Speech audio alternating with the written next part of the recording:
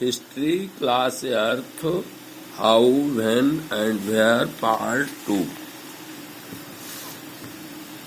विच dates कौन सी डेटें by what criteria do we choose a set of dates किस क्राइटेरिया के अंतर्गत हम डेटों को चुनते हैं एज इम्पॉर्टेंट और उसको महत्वपूर्ण मानते हैं। द डेट्स वी सेलेक्ट जो तारीखें हम चुनते हैं the dates around which we compose our story of the past are not important on their own जो डेटें हैं जिनके आधार पर हम अपनी कहानी की रचना करते हैं या इतिहास लिखते हैं वो महत्वपूर्ण डेटें महत्वपूर्ण नहीं हैं। दे बिकम वाइटल वे महत्वपूर्ण हो जाती हैं because we focus on a particular set of event as important क्योंकि हम विशेष उन घटनाओं जो कि महत्वपूर्ण हैं उस पर अपना ध्यान केंद्रित करके फोकस करके इतिहास लिखते हैं।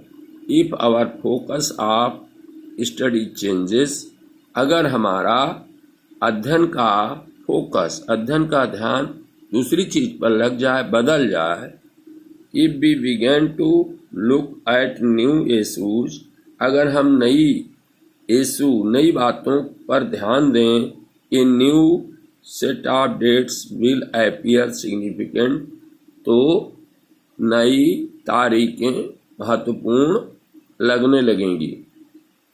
कंसीडर एन एग्जाम्पल एक उदाहरण पर विचार करो in the histories written by British historian in India जो इतिहास ब्रिटिश इतिहासकारों ने भारत में लिखा है the rule of each governor general was important उस इतिहास की पुस्तक में प्रत्येक गवर्नर जनरल का जो शासन है वो महत्वपूर्ण दिखाया गया है। These histories began with the rule of the first Governor General Warren Hastings। ये इतिहास की पुस्तकों में ये पहले प्रथम गवर्नर जनरल वारेन हेस्टिंग के से इतिहास शुरू होता है and ended with the last viceroy Lord Mountbatten और अंतिम वायसराय जो हुए हैं लॉर्ड माउंटबेटन पर इतिहास समाप्त होता है। इन separate chapters we read about the deeds of others अलग अलग पाठों में चैप्टरों में हम दूसरे गवर्नर जनरल के कार्यों को पढ़ते हैं। Hastings Wellesley Bentinck Dalhousie Canning Lawrence Lytton Ripon Curzon Hardings, Irving.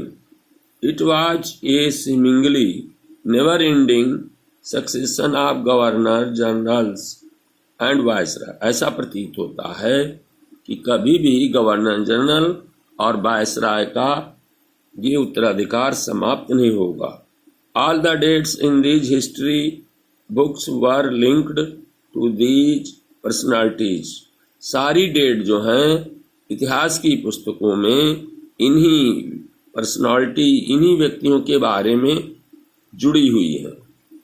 To their activities policies achievement उनके क्रियाकलाप उन्होंने कौन कौन कार्य किए उनकी नीतियां क्या थीं और उनकी उपलब्धि क्या थी।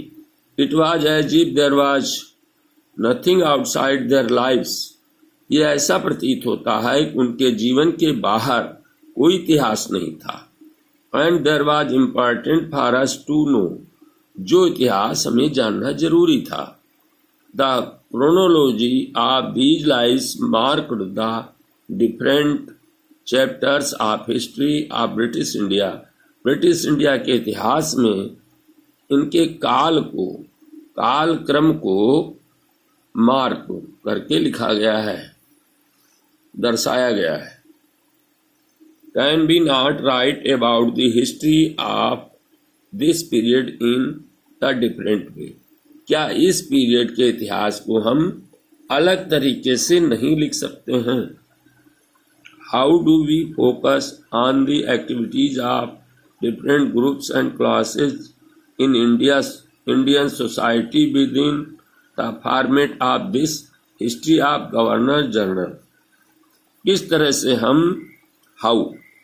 तरह से हम विभिन्न समुदाय और वर्गों के क्रियाकलापों पर फोकस कर सकते हैं जो कि भारत के समाज में रहते थे, और इन गवर्नर जनरल के इतिहास के प्रारूप में उनका वर्णन कैसे कर सकते हैं।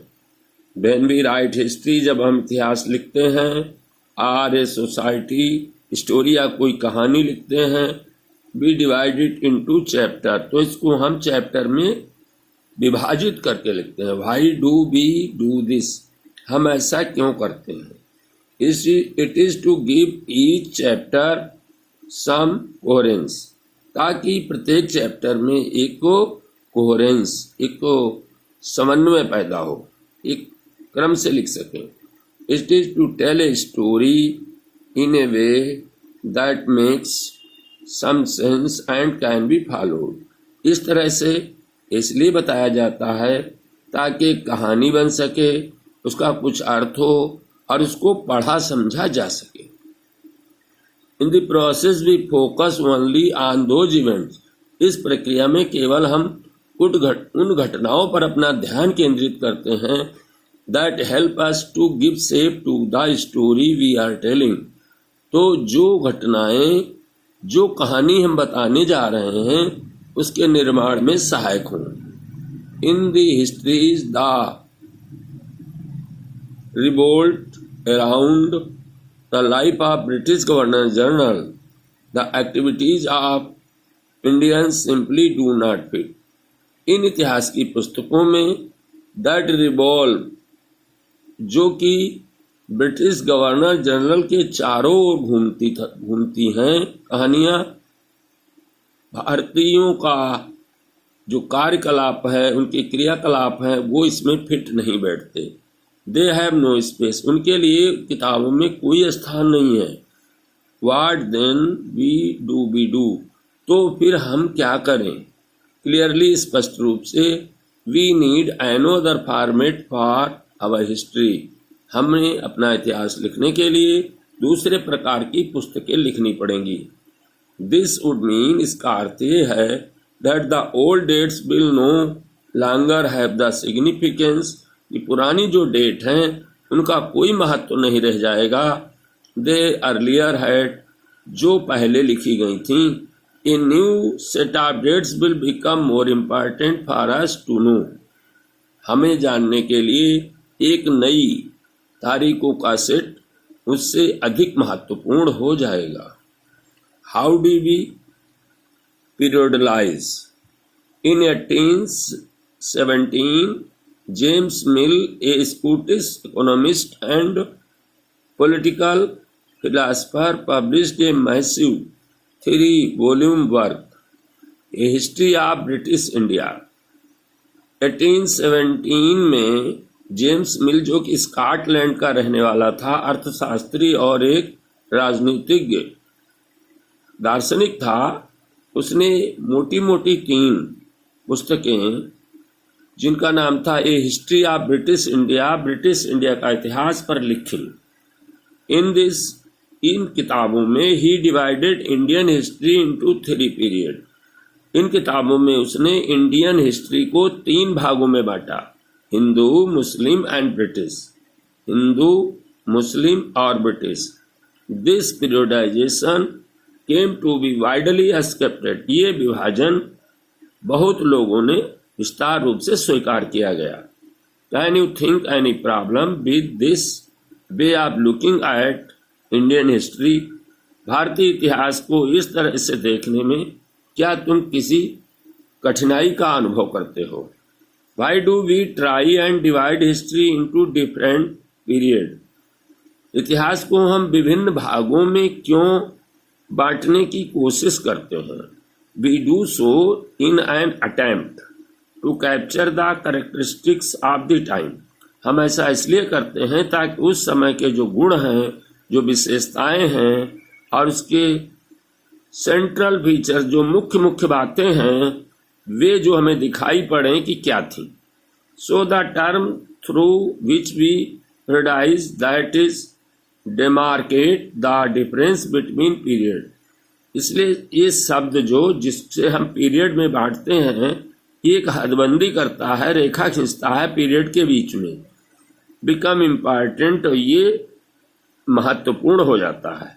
दे reflect our ideas about the past.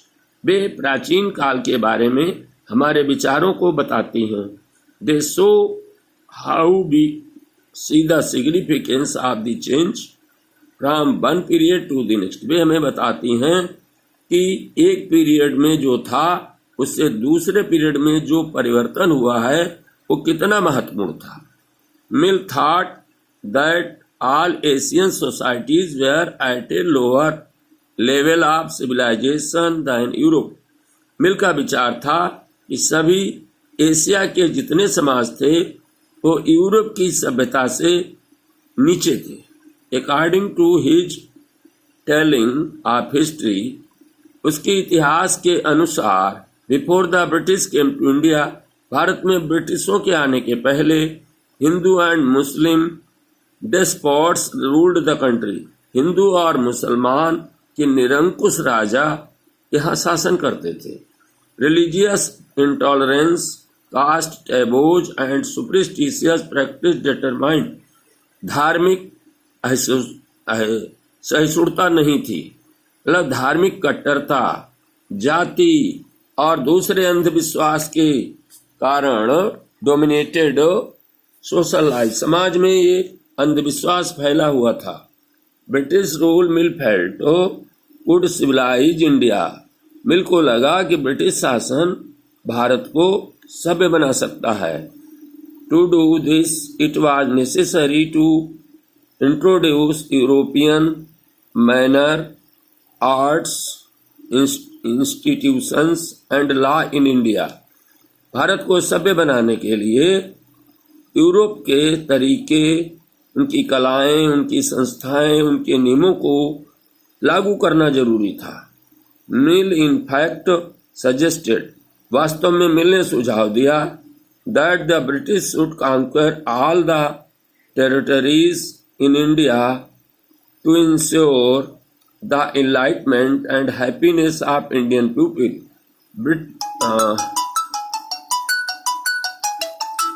उसने ये